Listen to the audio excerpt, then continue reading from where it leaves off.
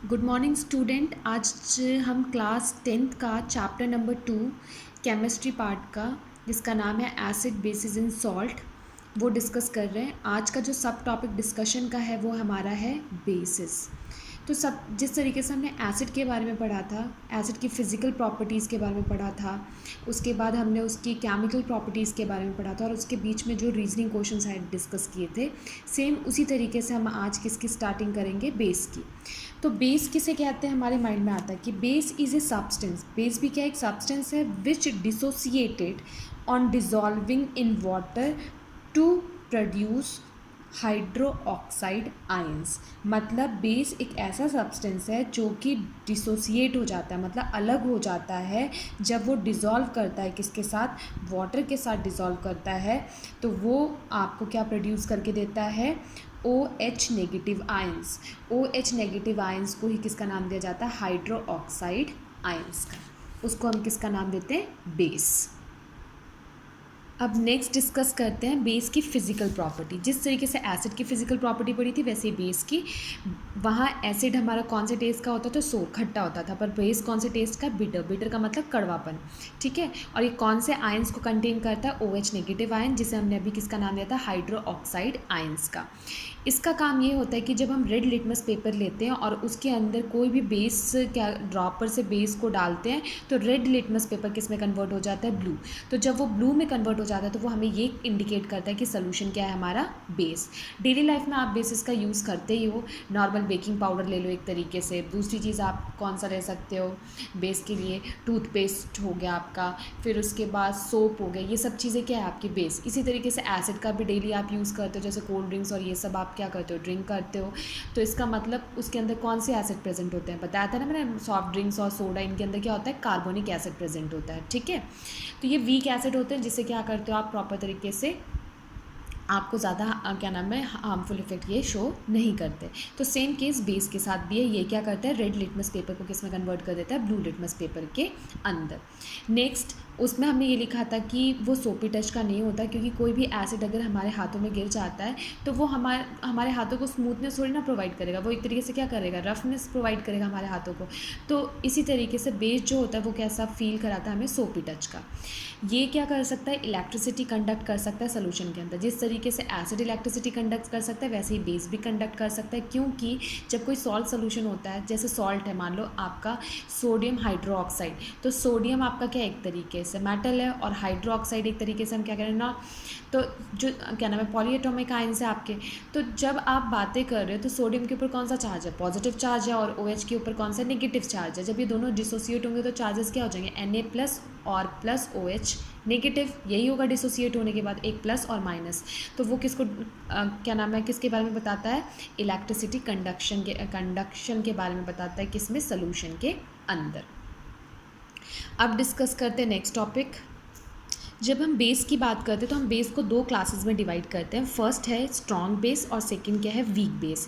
अब आपको पहले पता होना चाहिए कि स्ट्रॉन्ग बेस किसे कहते हैं और वीक बेस किसे कहते हैं।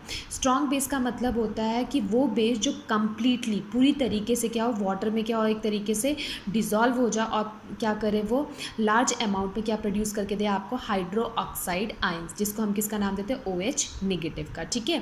तो इसका मतलब आपने पूरी तरीके से काम कर लिया। जैसे एग्जाम्पल के लिए मैं बताती हूँ कि मैंने आपको कोई काम दिया और आपने से पूरी तरीके से क्या करें, कंप्लीट कर लिया एक दिन में, ठीक। तो इसका मतलब आपने कौन सा नेचर शो किया, स्ट्रॉन्ग बेस का। और इसी तरीके से वीक बेस की बात करते हैं तो वीक बेस का मतलब होता है कि वो बेस जो कंप्लीटली नहीं हो, पार्शली हो, ना ज़्यादा ना कम, वो वाटर में क्या हो जाता है, डिज़ोल्व हो जाता है एक तरीके से, और वहाँ पर वो लार्ज अमाउंट में हाइड्रोक्साइड आयन प्रोड्यूस नहीं करता है, स्मॉल अमाउंट में हाइड्रोक्साइड आयंस प्रोड्यूस करता है, जिसके वजह से उसका नाम क्या पड़ा, वीक बेस। जैसे मैंने दो लोगों को काम दिया तो एक ने पूरा कंप्लीट कर लिया और एक बच्चे ने क्या किया, पूरा कंप्लीट नहीं किया, पार्शली, मतलब आधा अधूरा काम करके लेके आया, तो वो क्या माना जाएगा, वीक। और जिसने कर लिया वो उसके हिसाब से क्या माना जाएगा, स्ट्रॉन्ग। तो अब क्लियर हो गया होगा आपको स्ट्रॉन्ग बेस किसे कहते हैं और वीक बेसिस किसे कहते हैं। इसके आपको एग्जांपल्स याद होने चाहिए। जब हम स्ट्रॉन्ग बेसिस के बारे में बातें करते हैं तो वो आपका पोटेशियम हाइड्रोक्साइड और सोडियम हाइड्रोक्साइड, ये क्या है आपके काफ़ी स्ट्रॉन्ग बेस। क्यों? क्योंकि पोटेशियम और सोडियम, जब आपने 8th क्लास में मेटल और नॉन मेटल चैप्टर पढ़ा था तो आपने देखा था ये हाईली रिएक्टिव मेटल्स होते हैं। तो जहाँ पर सोडियम और पोटेशियम आ गया तो इसका मतलब वो क्या माना जाएगा, इसका स्ट्रॉन्ग बेस। वीक बेस आपके कौन से यूज़ हो सकते हैं? अमोनियम हाइड्रोक्साइड, मैग्नीशियम हाइड्रोक्साइड और कैल्शियम हाइड्रोक्साइड। मैग्नीशियम हाइड्रोक्साइड मैंने डिस्कस किया, एक बार बोला भी था, एंटासिड टैबलेट्स के लिए यूज़ किया जाता है इसे, जब हमारे क्या नाम है स्टमक के अंदर बहुत ज़्यादा हाइड्रोक्लोरिक एसिड का सिक्रीशन हो जाता है, एसिडिटी बन जाती है, तो उस टाइम पे डॉक्टर के पास हम जाते हैं तो वो एज ए हमें माइल्ड बेस प्रोवाइड करता है। और वो क्या होता है? मैग्नीशियम हाइड्रोक्साइड, जो कि क्या करता है, एसिड के इफेक्ट को क्या करता है, न्यूट्रलाइज कर देता है। इसी तरीके से कैल्शियम हाइड्रोक्साइड है, ये भी एक बेस है। जब एग्जाम्पल के लिए मान लो कि जब आपकी जो मिट्टी होती है, जो सॉइल होती है, अगर खेती कर रहे हो आप, उसमें बार बार फर्टिलाइज़र का ज़्यादा से ज़्यादा यूज़ कर रहे हो तो उसकी क्या नाम है, फर्टिलिटी क्या हो जाती है, लूज़ हो जाती है। उस फर्टिलिटी को मेंटेन करने के लिए, मतलब फर्टिलिटी तो लूज़ होती ही होती है और वो मिट्टी को क्या बनाता था, एक तरीके से एसिडिक। अब एसिडिक मिट्टी को आप न्यूट्रलाइज़ कैसे करोगे? जब उसमें आप क्या डालोगे, बेस। और जब आप बेस डालोगे तो दोनों चीज़ क्या हो जाएंगी, न्यूट्रलाइज इफेक्ट शो करेंगी। तो इसी तरीके से आपको याद होना चाहिए कि वीक बेस के कौन से एग्जाम्पल हैं और स्ट्रॉन्ग बेस के कौन से एग्जाम्पल्स हैं। नेक्स्ट डिस्कस कर लेते हैं कि दोनों के बीच में सिमिलैरिटी क्या है, मतलब एसिड और बेस के बीच में क्या सिमिलैरिटी होती है। जब हम एसिड और बेस की बात करें तो अभी हमने देखा कि दोनों को डिसॉल्व करते हो आप वाटर के अंदर, एक वहाँ पर क्या प्रोड्यूस करते हैं, आपको H पॉजिटिव आयंस देता है और बेस आपको क्या देता है, OH नेगेटिव आयंस। सेकेंड क्या है, दोनों क्या है, गुड कंडक्टर ऑफ इलेक्ट्रिसिटी, उसके पास पॉजिटिव चार्ज है तो उसके पास क्या है, नेगेटिव चार्ज, और दोनों ही क्या करते हैं, कंडक्ट करने के लिए किसके लिए हेल्प करते हैं, इलेक्ट्रिसिटी के लिए। अब मान लो एक एक्सपेरिमेंट भी है आपके इसमें चैप्टर के अंदर, तो एक्सपेरिमेंट्स को मैं एक्टिविटी को बाद में डिस्कस करूँगी, फिर भी मैं आपको बता देती हूँ। अगर मान लो मैं आपको ग्लूकोज देती हूँ और मैं आपको एक सोल्यूशन देती हूँ हाइड्रोक्लोरिक एसिड, तो मैं बोलूँगी कि कौन कंडक्ट कर सकता है इलेक्ट्रिसिटी, तो आपका आंसर होगा मैम हाइड्रोक्लोरिक एसिड क्या कर सकता है, कंडक्ट कर सकता है इलेक्ट्रिसिटी। मैंने बोला कैसे, तो आप ये बोलोगे कि ये जब डिसोसिएट होते तो एक के ऊपर पॉजिटिव और दूसरे के ऊपर कौन सा होता है, नेगेटिव चार्जेस।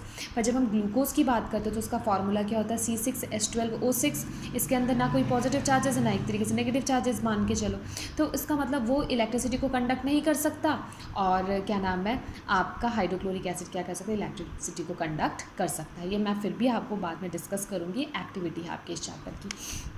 नेक्स्ट, इन दोनों ये क्या करते हैं, लिटमस पेपर के कलर को क्या करते हैं, दोनों चेंज करते हैं। आप अभी पढ़ा था कि एसिड क्या करता है, ब्लू लिटमस को किस में कन्वर्ट कर देता है, रेड में कर देता है, और बेस क्या करता है, रेड लिटमस को किस में कन्वर्ट कर देता है, ब्लू लिटमस पेपर में, ब्लू कलर के अंदर, जिससे आप ये फाइंड आउट कर लेते हो बिना टेस्ट किए कि कौन सा सोल्यूशन एसिड है और कौन सा सोल्यूशन बेस है। अब बेस का नेक्स्ट, जिस तरीके से हमने एसिड की केमिकल प्रॉपर्टी को डिस्कस किया था, यहाँ पर वैसे हम बेस की केमिकल प्रॉपर्टी को डिस्कस करेंगे, और इसके बीच में जो रीजनिंग क्वेश्चंस आएंगे मैं आपको बताती जाऊँगी। और इस चैप्टर में सबसे इंपॉर्टेंट है कि हर रिएक्शन को आप अच्छी तरीके से लर्न कर लेना, ठीक है। पहला, बेस की पहली प्रॉपर्टी है केमिकल प्रॉपर्टी कि कोई भी बेस अगर मेटल के साथ रिएक्ट करता है तो वो क्या बनाता है, सॉल्ट प्लस हाइड्रोजन गैस। मैं अगर डिटेल में से बताऊंगी, पर हर मेटल नहीं करता बेस के साथ रिएक्ट और हाइड्रोजन गैस प्रोड्यूस करता है। बस दो ही मेटल हैं, एक आपका एल्युमिनियम है और दूसरा क्या आपका जिंक है। ये दो ऐसे मेटल्स हैं जो क्या करते हैं, बेस के साथ रिएक्ट करने के बाद वो क्या बनाते हैं, सॉल्ट प्लस हाइड्रोजन गैस।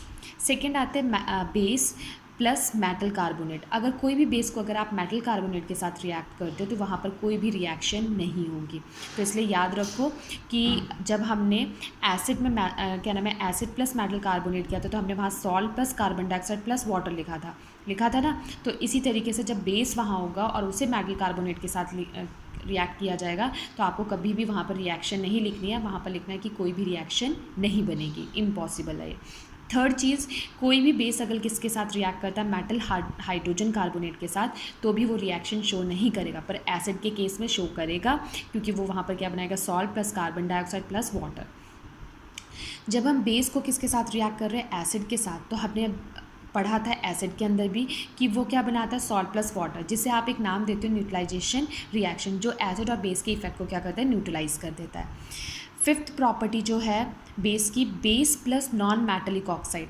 कोई भी बेस अगर नॉन मेटेलिक ऑक्साइड के साथ रिएक्ट करता है तो वो हम क्या बना के देता है, सॉल्ट प्लस वाटर। क्या देता है, सॉल्ट प्लस वाटर। तो कल हम बेस की केमिकल प्रॉपर्टीज़ डिस्कस करेंगे। Thank you for watching this video.